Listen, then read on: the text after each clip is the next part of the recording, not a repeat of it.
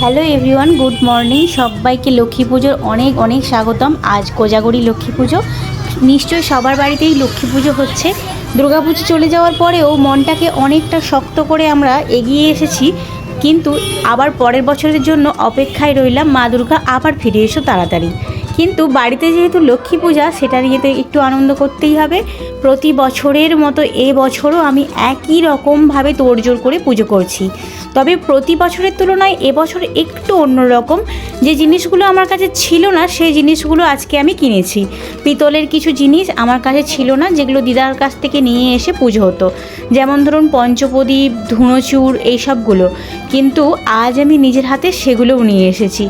আর সমস্ত পুজোর বাজার নিজে হাতে চালান করে নিজেই করে নিয়ে এসেছি।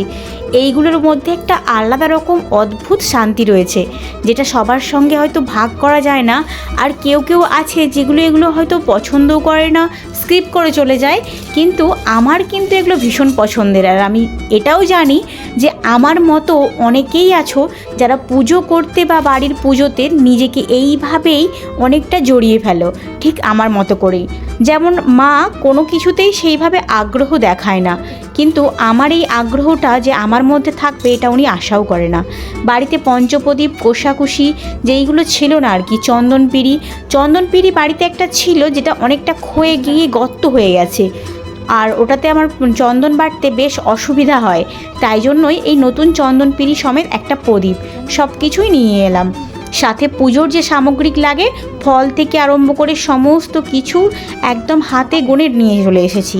শুধুমাত্র আসার পরে মনে হলো একটা গামছা আর আঁখ কিনতে বাকি রয়ে গেছে, যেটা লক্ষ্মী পুজোর দিন সকালবেলা, মানে আজকে সকালে আমি যাব কিনতে।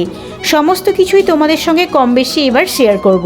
তোমরা যেহেতু আমার পরিবারের অংশ হয়ে গেছো, তাই জন্য ফলের বাজারটাও করে নিয়ে চলে এসেছি কাল সন্ধ্যাতেই।